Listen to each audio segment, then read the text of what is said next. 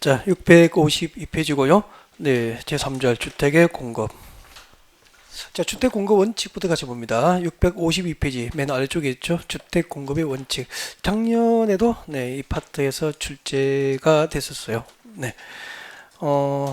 여러분 교재 653페이지입니다. 653페이지 제일 위에 박스안에 봅니다. 653페이지 오른쪽 제일 위에 박스안에 들어오십시오. 자, 기억번에 발표하시면 되죠. 네, 기억번. 자, 시작합니다. 주택법상 사업주체가 지금부터 밑줄 그십시오. 주택법상 사업주체가 입주자 모집을 하려는 경우까지 줄 거죠. 주택법상 사업주체가 입주자 모집을 하려는 경우에는 자 계속 줄 것입니다. 국토교통부령이 정하는 바에 따라 시장군수구청장의 승인 동그라미 합니다. 시장군수구청장의 승인을 받을 것 여기까지 줄 것이고 동그라미 1번 하겠습니다. 처음부터 읽어볼까요? 사업주체가 입주자 모집을 하려는 경우에는 국토교통부령이 정하는 바에 따라서 시장군수구청장으로부터 입주자 모집 승인을 받을 것 여기까지 동그라미 1번. 그때 승인이 적으십시오. 이때 승인이 입주자 모집 승인이에요. 입주자 모집 승인을 말합니다. 주택법상 사업주체가 입주자 모집을 하려는 경우에는 시장군수구청장으로부터 입주자 모집 승인을 받을 것 입주자 모집 승인을 받는 것 이게 원칙이에요. 다만 니은번에 봅니다. 기억번에 봅니다. 다만 기억번에 다시 보세요. 사업 주체 뒤에 가로가 있죠. 괄호 안에 줄 거 주십시오. 공공주택 사업자는 입주자 모집 승인 대상입니까? 제외입니까? 제외. 공공주택 사업자는 제외한다. 줄 것이고 동그라미 2번. 그러니까 그 입주자 모집을 하고자 하는 사업 주체가 공공주택 사업자라면 입주자 모집 승인 대상에서 제외되니까 입주자 모집 승인을 받지 아니한다. 공공사업주체는 입주자 모집 승인 없이 입주자 모집이 가능하다는 뜻이에요. 이거 동그라미 2번. 그 다음에 두 번째 줄 가로 안에 봅니다. 줄 것이십시오. 복리시설의 경우에는 신고를 말한다. 줄 거면 되죠. 동그라미 3번. 그러니까 복리시설 입주자 모집을 승인 받습니까? 신고합니까? 신고한다. 그런 뜻이라고 해서. 그래서 세 개를 그렇게 뽑아내야 돼요. 처음부터 다시 할게요. 주택법상 사업주체가 입주자 모집을 하려는 경우에는 시장군수구청장으로부터 뭘 받죠? 입주자 모집 승인을 받아야 한다. 이게 원칙이에요. 단 가로 안에 기억번 주택법상 공공사업주체인 경우에는 입주자 모집 승인을 받습니까? 제외입니까? 제외. 공공주택 사업자는 입주자 모집 승인을 받지 아니한다 이 말이야. 그리고 주택법상 사업주체가 입주자 모집할 때 복리시설 입주자 모집은 승인 받습니까? 신고합니까? 신고. 복리시설 입주자 모집은 신고한다. 그런 얘기고요. 이것이 이렇게 이제 법 조문이 이렇게 되어 있기 때문에 이제 일단 법 조문대로 이제 교재를 적은 거예요. 그래서 여러분 참고를 하면 그렇게 해석하면 되는데 이렇게 하면 상당히 어렵잖아. 혼자 보면 무슨 말인지를 못 듣는 거야. 그래서 저 밑에 핵심 콕콕 내려와요. 핵심 콕콕에 내려오면은 입주자 모집 승인들을 다시 정리해 뒀다고. 그래서 방금 밑줄 꺼드린 것이 정리가 되어 있다고. 알겠죠? 이거 보시면 돼. 주택법상 사업주체가 입주자 모집을 할 때는 시장군수구청으로부터 입주자 모집을 뭐 해야 된다? 승인받아야 한다. 이게 원칙인데 복리시설의 입주자 모집은 승인받습니까? 신고합니까? 신고하면 되고 공공주택 사업자는 입주자 모집 승인을 받아요. 제외됩니까? 제외니까 입주자 모집 승인을 받지 아니한다. 좀 쉬워졌죠? 네, 이거 보고 정리하시면 되고요. 저 위에 동그라미 2번을 읽어두시면 되고요. 그 다음에 내려옵니다. 양괄호 2번 내려옵니다. 입주자 모집 승인을 받으는 경우 제공 대상 나와 있습니까? 이 양괄호 2번하고 책자를 넘기면 양괄호 3번이 나와 있다고. 주택 공급 계약 체결할 때 제공 대상 3번 654페이지 맨 위에 주택 공급 계약 체결 때 제공 대상하고 그 다음에 653페이지 양괄호 2번 입주자 모집 승인을 받으려는 경우 제공 대상은 비교가 돼야 돼요. 그래서 양괄호 3번 2번은 묶어서 비교 항상 비교해서 학습할 것. 일단 653페이지 밑에 봅니다. 제일 밑에 양괄호 2번 봅니다. 양쪽 가로된 2번이죠. 자, 양괄호 2번 입주자 모집 승인을 받으는 경우 제공 대상으로 나와 있을 겁니다. 읽어드릴게요. 줄 끄지 마십시오. 653페이지 자 제일 밑에 네 번째 줄 준비됐습니까? 읽어드리겠습니다. 교재 보십시오. 줄 끄지 마요. 주택법상 사업주체가 시장군수구청장에게 입주자 모집 승인을 받으는 경우에는 견본주택에 사용되던 마감제한 목록표 세 번째 줄이죠. 견본주택에 사용된 마감제한 목록표 줄 거예요. 동그라미 1번 손 띄고 각 실내부 견본주택 각 실내부를 촬영한 영상물 줄 거죠. 동그라미 2번 이 두 가지를 입주자 모집 승인권자에게 제출하는 하여야 한다. 주택법상 사업주체가 입주자 모집 승인을 받으려는 경우에는 시랑 군수구청장 즉 입주자 모집 승인권자에게 두 가지를 제공해야 돼요. 뭘 제공하죠? 견본주택 마감재 목록표하고 각 실내부를 촬영한 영상물을 제공해야 된다는 이야기입니다. 왜 이런 법을 만들었을까요? 네, 설명을 잠깐 좀 드리죠. 이야기를 좀 들어줍니다. 이야기 들으면 너무 쉬운 내용이고요. 아니어도 그냥 지나갈 때 읽으면 되겠구나 그런 생각이 들 거예요. 이해하고 나면은 이런 모델하우스 아파트 그 견본주택을 법에 리모델링이라고 그러죠. 법에서는 견본주택으로 합니다. 죄송합니다. 견본주택 법에서는 모델하우스라 그럽니다. 리모델링이 아니고 모델하우스.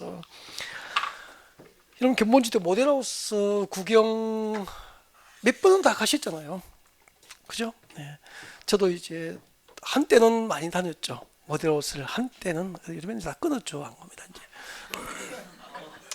한때를 많이 다녔는데 주로 이제 그 집사람의 요청에 의해서 네. 그 요청도 강압적인 요청이죠.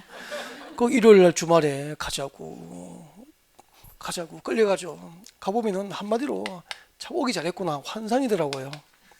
맞죠? 딱 들어가면 환상이야. 어떻게 32평인데 이렇게 구조를 이렇게 배치할 수 있을까? 공간 배치가 살던 집과 비교하니까 끝내주더라고요. 마감재, 바닥재, 창문 등까지 그냥 환상이더라고 한마디로. 기분 좋아요. 그래서 참 잘했구나. 그렇게 해서 점심까지 저녁까지 외식도 하고 기분 좋게 다 하고 집에 들어왔어. 집에 들어온 순간 내 집이 왜 이래요? 갑자기. 한두 번 경험하셨죠, 그죠? 그때부터 집에 들어오니까 내 집이 왜 이래 싶고 괜찮았거든요. 근데 그날 갑자기 왜 집이 왜 이래 그렇게 싶고 그날 저부터 와이프에게 시달립니다. 우리 팔고 대출로 이어기면 되잖아. 또 돈 안 버니까 대출로 이어기 쉬운 줄 알아요. 그죠? 바꾸자고 계속 졸르잖아. 누구도 간다. 아이 친구 내 간다고 어떻게 우리만 남냐고. 또 가고 이렇게 하죠. 그래 가다 계약을 해요. 하면은 입주를 바로 합니까? 2, 3년 뒤에 합니까? 20년 뒤에 하면은 환상입니까? 환상이 깨집니까? 또 3년 동안 얼마나 바뀐다고 맞죠? 3년 동안 어떻게 건축 재질 마감재가 그렇게 바뀔 수 있을까? 그래서 환상이 깨지더라고. 대출금만 2억을 갖고 있는 거야. 또 이삿짐 풀고 한 10년, 5년 정도 지나면서부터 서서히 또 구경을 다니더라고. 좀 위태위태했어. 또 가자고 자꾸 하니까 또 끌려가서 쳐다보면 또 가면 또 환상이야. 또 계약 한 2번 정도 저도 했거든요. 어느 날 갑자기 남자의 인생이 늘 대출금, 주택, 대출금 갚는 인생인 거야. 내 인생은 뭐냐 이런 얘기죠. 그래서 딱 2번 하고 저도 끊었습니다. 투자 목적이 아니라면 진짜 투기가 아니라면 나는 아파트 안 살 거야. 거주 목적의 아파트는 그만 바꾸자는 결심을 하게 됐죠. 2번 하고 나서. 그렇죠. 늘 대출이 있는 거야. 살림 규모는 한 번 커지면은 줄어들어요. 자꾸 줄진 않거든. 그러니까 생활비가 700을 써보면은 600으로 못 줄이잖아. 1000만 원 넘어가면은 1000만 원 못 줄이거든. 그래도 이제 처음에는 시집 올 때 여보가 버는 것만큼 써야지라고 했는데 버는 한도 내서 써야지. 그게 감동해서 결혼했는데 나중에는 한도가 운 좋게 한번 올라가면 늘 그런 줄 알고 늘 그걸 기대하니까 남자 인생이 아니더라고. 그래서 2번 하고 저는 끊었어요. 끊고 이제 다른 데로 눈을 돌리기 시작했죠. 평생의 아파트, 거주 목적의 아파트는 다시 대출받고 사지 않을 거야. 참 편해요, 안 바꾸니까.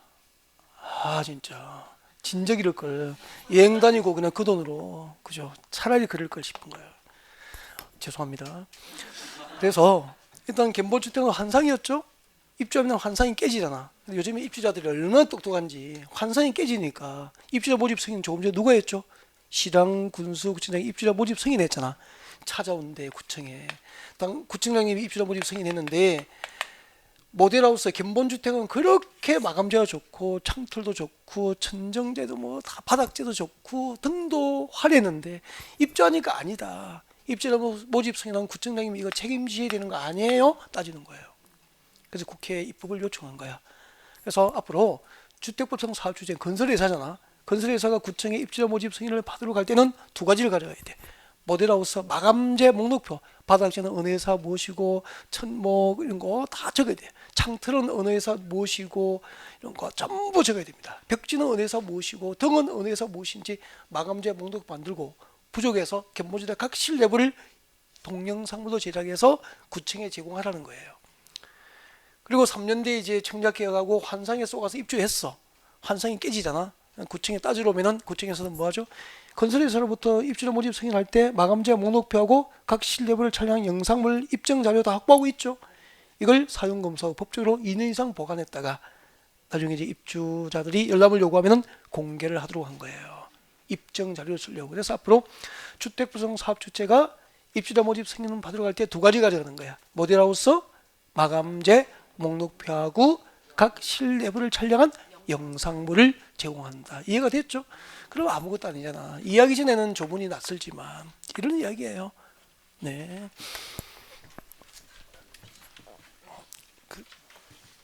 그 다음에 두 번째 654페이지 넘겨서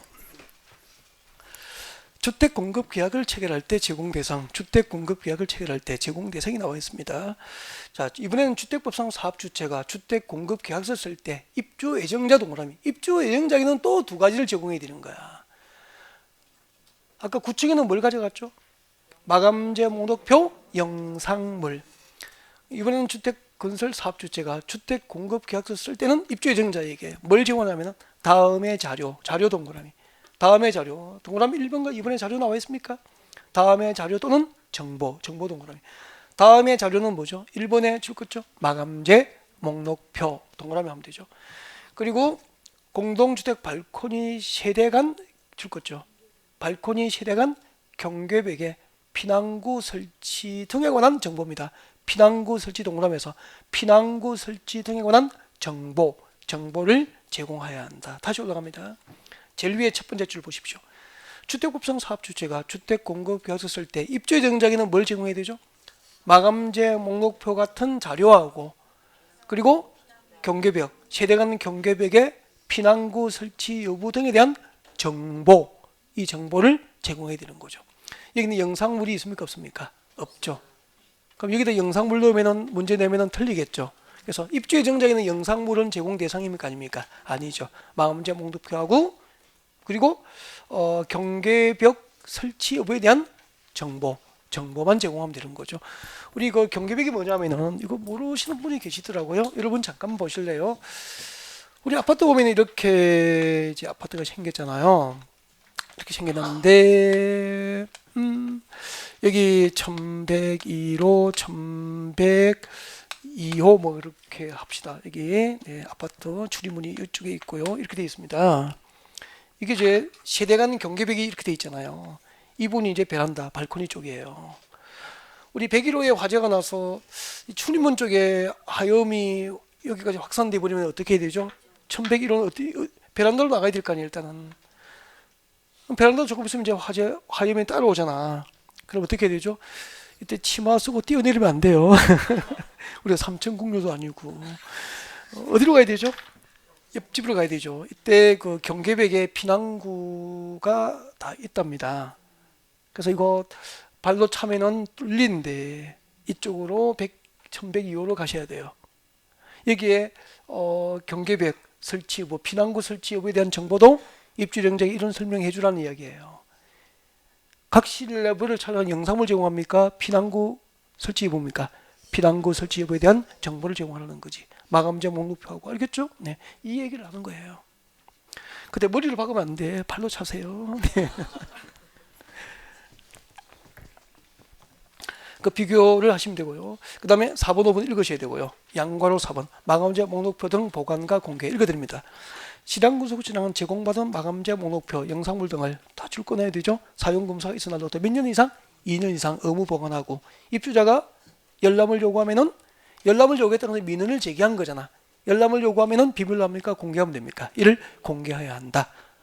그 다음에 5번 마감재 목록표 품질 유지 의무가 나와 있습니다. 이게 작년에 출시된 거예요. 작년에 이게 정답 결정했다고. 잠깐만요. L4에 창을 쓰기로 했다고. 마감재 목록표에는 L4에 창을 쓰기로 했다고. 근데 L4가 부도날 수도 있잖아. 그럼 L4 제품의 품귀 현상으로 당초 제출한 마감재 목록표대로 창을 시공할 수 없잖아. 이럴 때는 같은 질 이하를 써야 될까? 같은 질 이상을 써야 될까? 같은 질, 동질, 같은 질 이상의 자료를 쓰면 되죠. 재료를 쓰면 되죠. 근데 같은 질 이하로 할 수 있다. 이렇게 시험이 나온 거야. 얼마나 유치하게 나와서 작년에. 읽어보겠습니다. 5번 사업주체가 마감재 생산업체의 부도 등으로 인한 제품의 품귀 등 부득이한 사유로 인해서 사업계 승인이나 제출된 마감재 목록표의 마감재와 다르게 마감재를 시공하고 설치할 때는 끝까지 읽어놓죠. 지금부터 당초 마감재와 같은 질 이하입니까? 이상입니까? 이상으로 설치해야 한다. 사업주체가 마감재 생산업체의 부도 등 특별한 사유가 있는 경우에는 마감재 목록표와 다른 당초 마감재와 같은 질 이하로 설치할 수 있다. 옮기겠습니까? X. 같은 질 이상으로 설치합니다. 읽어두면 될 것 같고요. 그 다음에 655페이지 오십시오. 655페이지 오늘의 하이라이트, 공급 파트의 하이라이트, 분양가 상한제, 분양가 상한제가 나와 있습니다. 별표를 하셨으면 좋겠고요. 네. 분양가 상한제 지정 기준이 이제 2018년도에 시험 나왔죠. 그래서 뭐 매년 출제에 폭발력을 갖고 있어요. 그래서 올해 이제 여러분 시험에는 가능성이 더 높아졌다고 보시면 됩니다. 거의 뭐 나올 거라고 봐야 돼요. 자, 분양가 상한제 읽어드립니다. 줄 것이십시오. 사업주체가 법 54조 규정에 따라서 일반에게 공급하는 공동주택까지 줄 거예요. 사업주체가 법 54조 규정에 따라서 일반에게 공급하는 공동주택은 분양가 상한제 적용 대상이 됩니다. 밑에 적으십시오. 적용 대상이라고. 분양가 상한제 적용 대상. 주택법상 분양가 상한제 적용을 받는 대상 주택은 주택법상 사업주체가 일반에게 공급하는 공동주택은 분양가 상한제 적용을 받게 돼요. 네. 그리고 다음 중 하나에 해당한 지역 줄 거요. 다음의 어느 하나에 해당한 지역. 다음의 어느 하나에 해당한 지역은 적용 대상입니까? 적용 지역입니까? 적용 지역이 되죠. 분양가 상한제 적용을 받는 지역입니다. 적용 지역. 다음의 어느 하나에 해당한 지역, 적용 지역이 되죠. 그때 다음의 어느 하나에 해당한 지역, 적용 지역이 박산에 몇 개 있죠? 2개. 그래서 박산에 1번, 2번을 묶어서 적용 지역이 됩니다. 적용 지역, 적용 지역. 자, 분양가 상한제 적용을 받는 지역입니다. 첫 번째 공공택지 줄 거요. 두 번째 공공택지 외의 택지에서까지 줄 거요. 공공택지 외의 택지에서 건너뛰고 저 어디에 국토교토부 장관이 줄 거요. 국토교토부 장관이 그 밑에 지정하는 지역 줄 거면 되죠. 공공택지 외의 택지 중에서 국토교토부 장관이 지정하는 지역도 공공택지는 아니지만 분양가 상한제 적용을 받게 된다는 뜻이에요. 자, 여기까지를 그냥 보면은 이해가 좀 잘 안 될 수도 있어요, 이게. 그래서 이제 설명 좀 드릴 건데, 앞을 볼까요? 설명 듣죠, 이제. 필기 대신에 몇 줄 거 드린 거예요? 설명 드리겠습니다. 지금부터 우리가 공부할 주제는 주택 공급 파트에서 분양가 상한제를 공부합니다. 분양가 상한제죠. 한마디로 분양가 상한제는 분양가 자율입니까? 분양가 규제 제도입니까? 분양가를 정부에서 규제하는 제도예요. 분양가 규제 제도로 보면 돼요. 그러니까 분양가는 누가 정하죠 본래? 주택건설사업주체, 건설회사, 주택건설사업주체가 원가 계산하고 적당한 이윤, 마진을 붙여서 아파트 분양가를 정하는 게 자율적으로 정하는 게 원칙이잖아요. 근데 주택건설사업주체가 분양가를 자율적으로 정할 수 없도록 규제하기 위해서 도입된 게 분양가 상한제도로 볼 수 있죠. 분양가 규제제도예요. 네, 그러면은 자 그때 분양가 상한제에서 분양가는 어떻게 산정될까? 아파트 분양가는 이렇게 산정됩니다. 택지비에 건축비를 더합니다. 일정한 기준에 따라서 산정된 택지비와 플러스 건축비, 택지비와 건축비를 합하여 뭘 산정하죠? 분양가 산정이 돼요. 산정되면은 이 일정 기준에 따라서 산정된 택지비와 건축비를 합하여 분양가를 산정하고 그 산정된 분양가를 공시해요. 분양가를 공시합니다. 그러면은 자, 이 분양가 상한제 적용 지역에서, 그럼 아까 공공택지는 분양가 상한제 적용 지역이죠? 만약 여기가 공공택지라고, 공공택지에서 주택법상 사업주체가 일반에게 공급하는 공동주택은 분양가 상한제 적용을 받잖아요. 그러면은 이 주택법상 공공택지 안에서 주택건설 사업주체가 일반에게 건설 공급하는 이 공동주택의 분양가를 사업주체가 정할 때는 자율적으로 정합니까? 공시된 분양가 이하로 해야 됩니까? 공시된 분양가 이하로 정하도록 규제를 받게 되는 거야. 이것을 분양가 상한제라고 그래요. 일정 기준에 따라서 택지비와 건축비를 산정하고 이를 합하여 아파트 분양가를 정한 다음 그 산정된 분양가를 공시하고 분양가 상한제 적용 지역에서 건설 공급되는 분양가 상한제 적용 주택은 분양가를 정할 때 자율적으로 정합니까? 공시된 분양가 이하로 정해야 됩니까? 공시된 분양가 이하로 정하도록 분양가 규제를 받게 되는 거죠. 이것을 분양가 상한제라고 그래요. 자, 그러면은 이제 구체로 들어갑니다. 그러면은 분양가 상한제 적용을 받는 지역이 되는데 분양가 상한제 적용을 받는 지역 어디에서 사업주체가 주택을 건설 공급하면 분양가 상한제 적용을 받게 될까? 아까 밑줄 그어드렸잖아. 첫 번째 분양가 상한제 적용을 받는 지역입니다. 어디라고요? 공공택지. 외우면 돼요. 지금 외워버려요. 공공택지 안에서 주택법상 사업주체가 일반에게 공급하는 공동주택은 전부 분양가 상한제 규제를 받게 돼요. 공공택지 안에서. 그리고 공공택지 외에, 공공택지 외의 택지니까 우리가 알고 있는 민간택지잖아. 그러니까 법에서는 민간택지라는 말을 안 써. 주택법에서는 민간택지를 무엇으로 표현하죠? 공공택지 외의 택지라고 하는 거야. 그러니까 공공택지에서는 당연히 분양가 상한제 적용을 받게 되고요. 공공택지 외의 택지 중에서도 국토교통부 장관이 분양가 상승이 심각하다고 주거정책심의위원회 심의를 거쳐서 국토교통부 장관이 지정한 지역, 지정한 지역은 분양가 상한제 적용을 받게 되는 거죠. 공공택지 안에서 혹은 공공택지 외의 택지 중에서 국토교통부 장관이 지정한 지역은 민간택지지만 분양가 상한제 적용을 받게 되는 거예요. 그럼 여기서 우리는 하나 자동으로 외웠네. 주택법상 분양가 상한제 적용 지역은 공공택지 지정합니까? 공공택지 외의 택지입니까? 공공택지 외의 택지에서 누가 지정하죠? 국토교통부 장관이 지정권자 되는 거죠. 분양가 상한제 적용 지역은 시도지사, 대도시장이 지정한다. 오면 겠습니까? X. 국토교통부 장관만 공공택지 외의 택지에서 일정한 요건에 해당하면은 분양가 상한제 적용 지역을 지정하게 되는 거라고. 그다음에 잠깐만요. 이렇게 공공택지 안에서 혹은 공공택지 외의 택지 중에서 국토교통부 장관이 지정한 지역은 분양가 상한제 적용을 받고요. 앞으로 이 분양가 상한제 적용을 받는 지역에서 어떤 주택을 공급하면 분양가 상한제 적용을 받게 될까? 분양가 상한제 적용을 받는 대상, 아까 주택법상 사업주체가 그렇게 했죠. 주택법상 사업주체가 주택법 54조 규정에 따라서 일반에게 주택법상 사업주체가 일반에게 건설 공급하는 공동주택은 분양가 상한제 적용을 받게 되는 거죠. 자, 그러면은 잠깐만요. 이걸 이제 생각을 하는 범위가 자꾸 넓어져야 되거든요. 한번 봐요. 주택법상 사업주체가 일반에게 건설 공급하는 공동주택의 분양가 상한제 적용을 받게 되잖아. 그러면 우리 공동주택 건설 시대수가 30세대 이상이면은 주택법상 사업계획 선포하고 집을 짓죠. 그때는 아파트를 누가 공급합니까? 사업주체가. 근데 공동주택 건설 시대수가 30대 미만이면은 건축법상 허가를 받고 집을 짓잖아.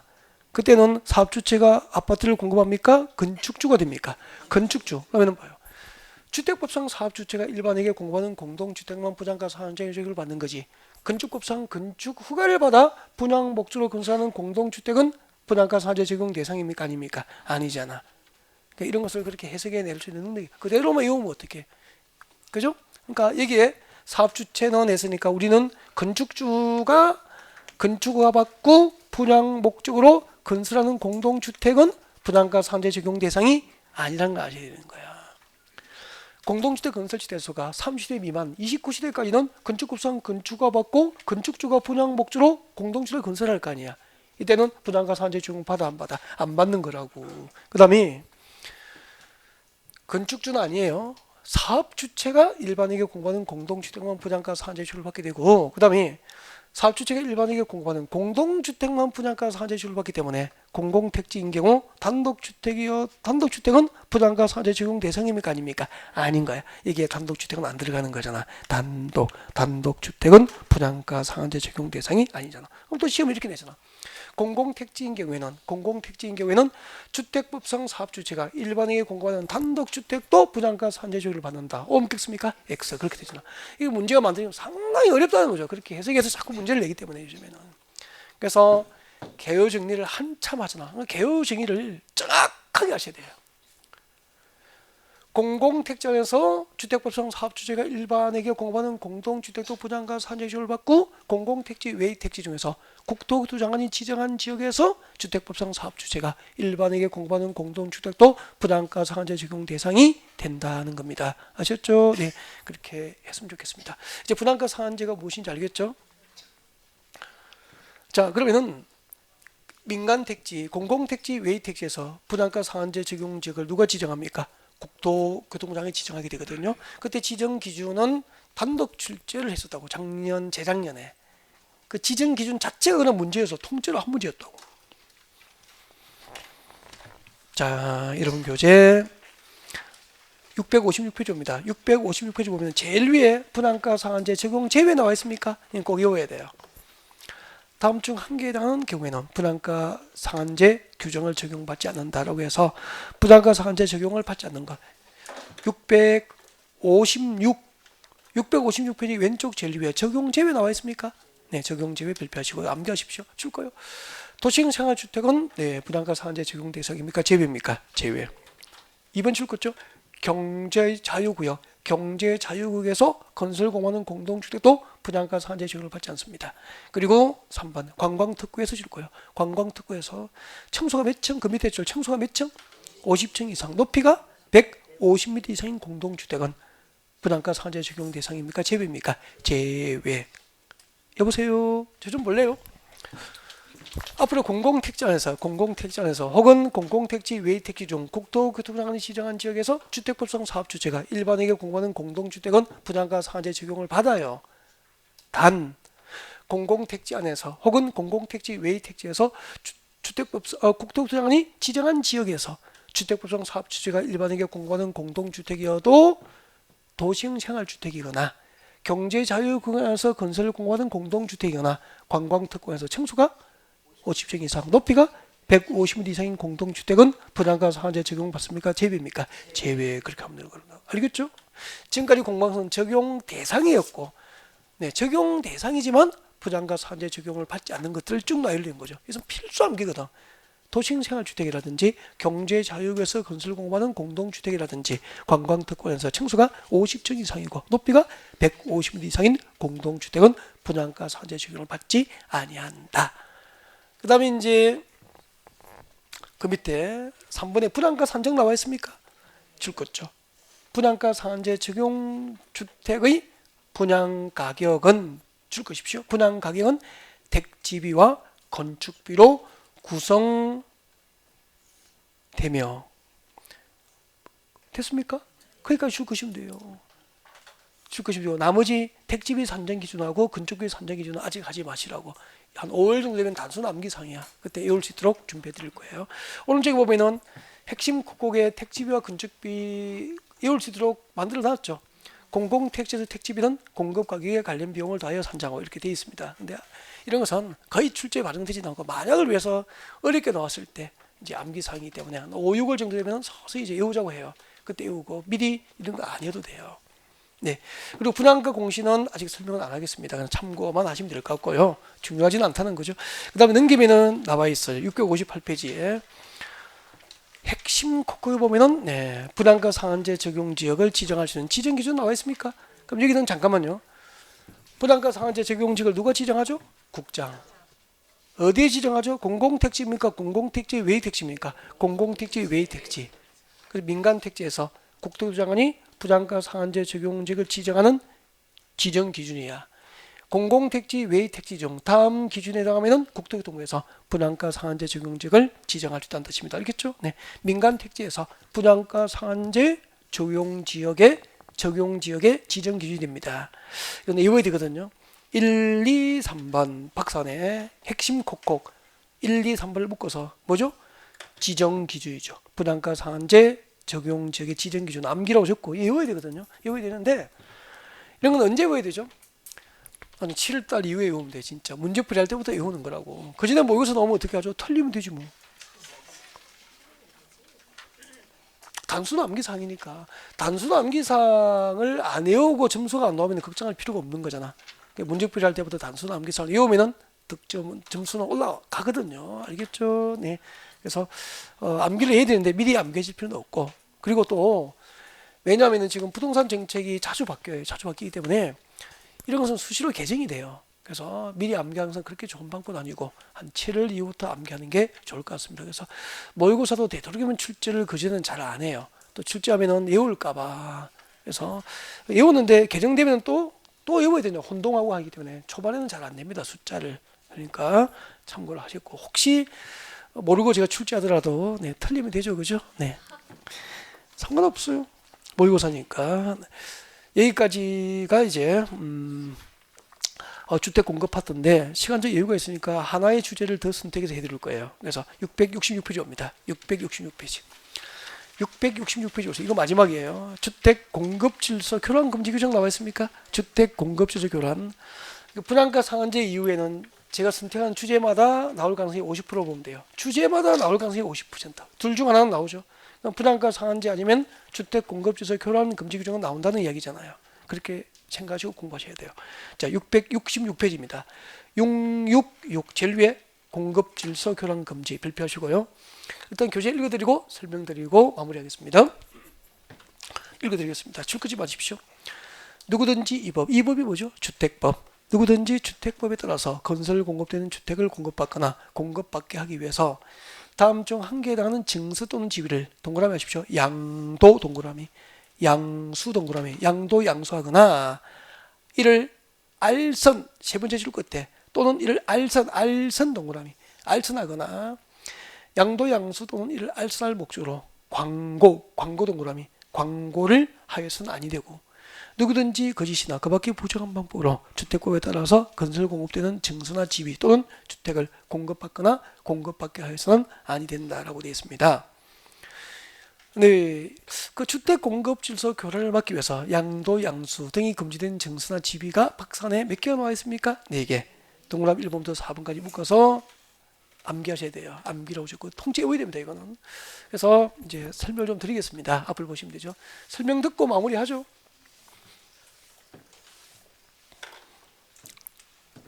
자, 오늘 1, 2월 가정주택법 마지막 주제입니다. 주택 공급 질서 교란, 공급 질서 교란 금지. 우리 주택법에서는 주택법에 의해서 건설 공급되는 주택에 대해서, 주택법에 의해서 건설 공급되는 주택에 대해서 공급질의 교란을 막기 위해서 4가지 금지행위를 규정하고 있어요. 그 4가지 금지행위부터 같이 읽을까요? 네, 주택법에 의해서 건설 공급되는 주택과 그리고 그 증서 또는 지위에 대해서 주택법에 의해서 건설 공급되는 주택을 공급받을 수 있는 일정한 지위와 증서에 대해서 우리 주택법에서는 4가지를 금지합니다. 양도 양수를 금지합니다. 그리고 양도 양수를 알선하는 행위도 금지합니다. 주택법상 우리 주택법에서는 주택 공급 질서 교란을 막기 위해서 일정한 증서나 지위에 대해서 양도 양수 알선을 금지하는 거죠. 주로 양도 양수 알선하는 행위를 누가 많이 하죠? 난 여러분이 학교 가시고 나면은 이제 많이 하시겠죠, 이거. 네. 알선 해보려고 신문이나 방송, 인터넷 등에 광고하시겠죠. 이 4가지가 금지되어 있습니다. 양도 양수 할 수 없고 알선 광고 행위를 할 수 없고, 단 금지 행위 4가지를 일단 외워야 돼요. 주택 공급 질서 교란을 막기 위해서 일정한 증서나 지위에 대해서 양도 양수 알선 광고가 금지되어 있다고. 근데 이 금지된 행위는 4개인데 금지된 행위가 4개인데 상속은 투기 목적으로 이루어지는 겁니까? 불가피한 사정입니까? 불가피한 사정이지 뭐. 그죠? 부모님의 이제 사망이 원인이기 때문에 그건 불가피한 사정이지 뭐 투기 목적이 아니잖아요. 상속, 저당은 투기 목적으로 보통 합니까? 자금 이용입니까? 자금 융통이라고 봐야 되죠. 저당. 우리가 뭐 담보대출 받을 때 다 저당하잖아. 투기 목적으로 하지는 않잖아. 그래서 상속과 저당은 금지행위입니까? 허용합니까? 허용. 상속과 저당은 금지행위가 아니고 허용이 돼요. 금지행위 4개를 일단 외웁니다. 그리고 그다음 뭘 외워야 되냐면은 주택 공급수에서 교란을 막기 위해서 양도, 양수, 알선 그리고 강고 행위가 금지된 증서 또는 지위를 외워야 돼요. 양도, 양수 등이 금지된 증서 또는 지위 이거 외워야 됩니다. 이거 안 외우면 안 되거든. 첫 번째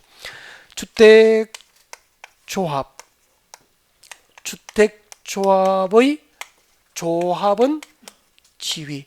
주택조합의 조합은 지위는 주택 공급 질서 교란을 막기 위해서 양도 양수할 수 없고 양도 양수를 알선할 수 없고 양도 양수를 알선할 목적으로 광고할 수 없다. 주택조합의 조합은 지위. 아까 박스원에 출거 드렸죠? 박스원에 동그라미 1번 출거십시오.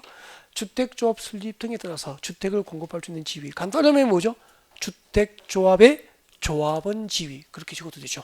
주택조합의 조합은 지위. 이게 시험 나왔거든요. 재건축 조합의 조합은 지위로 나오면 틀린 거죠. 주택 공급 질서 교란을 막기 위해서 양도, 양수, 알선, 광고 등이 금지된 지위는 재건축 조합의 조합은 지위입니까? 주택 조합의 조합은 지위입니까? 주택 조합의 조합은 지위.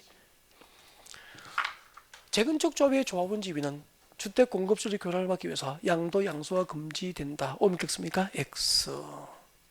주택 조합의 조합은 지위 그렇게 외워야 돼요. 그러면 잠깐만요. 이분이 서울시 지역주택조합의 조합의세요. 서울시 지역주택조합의 조합의라고. 근데 아까 우리 배웠잖아. 서울시 지역주택조합의 조합의 되기 위해서는 수도권의 같은 모집 지역에 몇 개월 이상 거주해야 되죠? 6개월 이상 거주한 자 중에서 무주택 세대주면 가능하시잖아.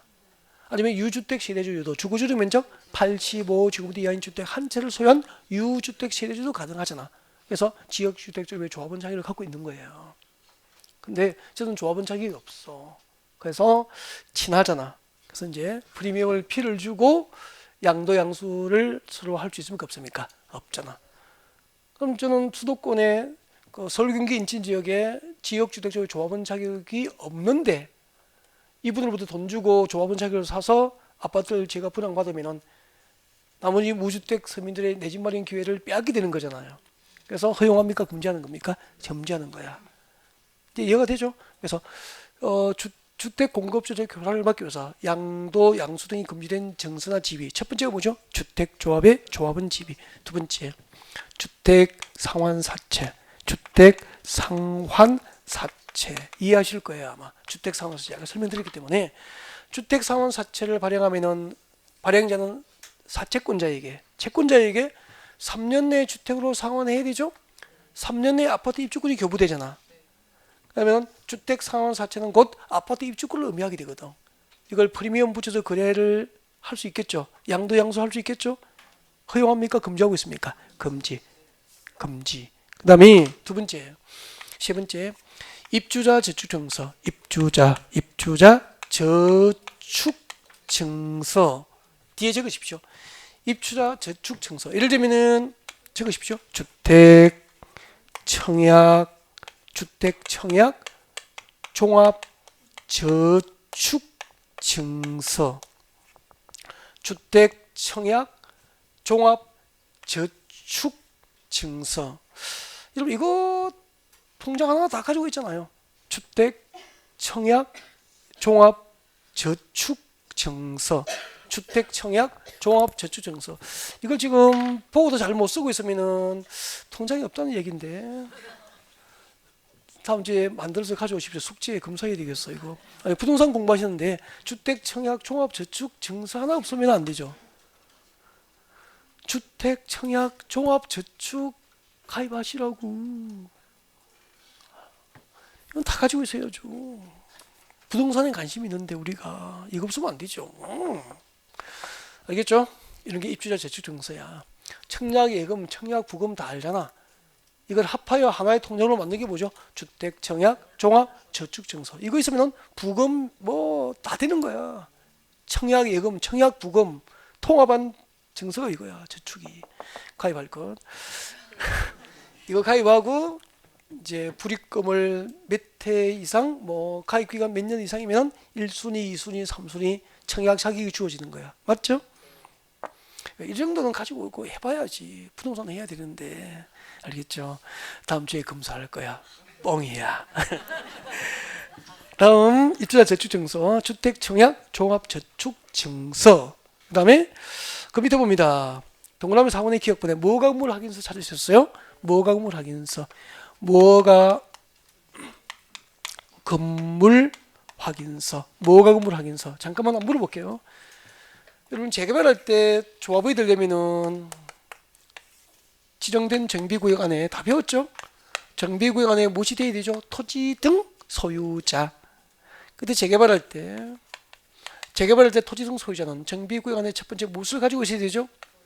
토지 소유자, 두 번째 건축물 소유자, 세 번째 지상권자. 근데 뭐가 건물 소유자는 조합원이 될 수 있을까 없을까? 있어. 있다고. 뭐가 건물 소유자도 조합원이 될 수 있다고. 알겠죠? 네. 그러면은 노후 불량수로 판정된 건물이 뭐가 건물이어도 일정한 경우에는 조합원 자격을 준다는 거예요. 알겠죠? 뭐가 건물인데 제도적으로 확인이 되는 거 있어요. 알겠죠? 건축물 대장에 기록 허가받거나 신고하지 않고 건축했기 때문에 건축물 대장은 없을지라도, 네. 또 허가받고 신고하지 않고 했기 때문에 이거 등기는 돼 있어 안 돼 있어? 안 돼 있지만 건축물 대장으로 구청에서 기록하고 관리를 하는 경우도 있어요.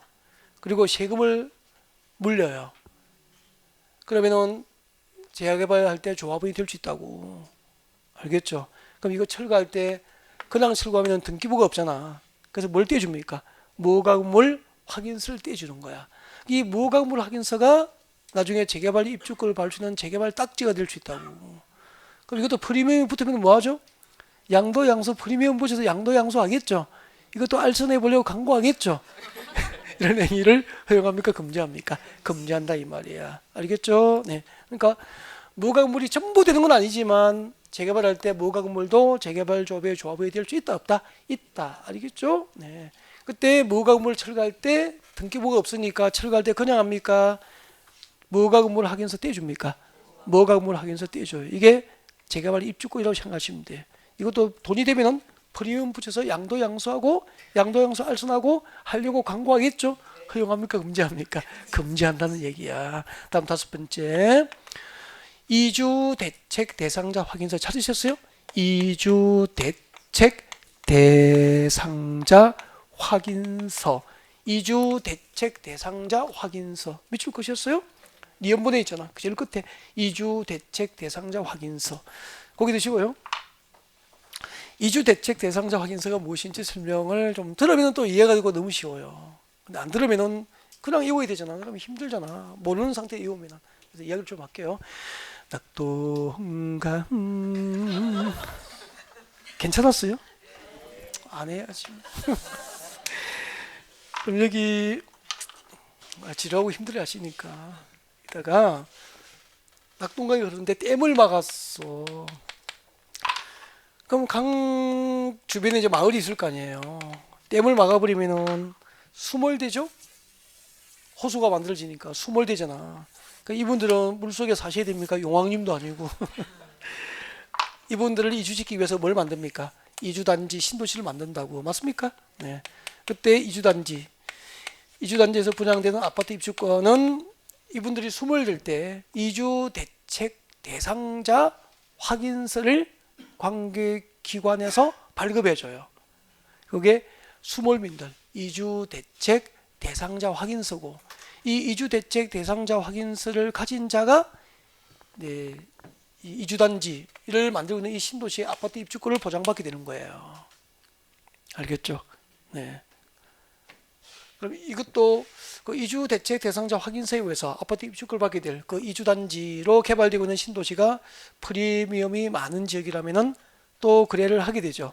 그래서 이주 대책 대상자 확인서도 양도 양수 알선 목적의 광고를 못하게 한 거라고. 그래서 하나씩 이야기를 들으니까 그렇게 어렵지는 않죠.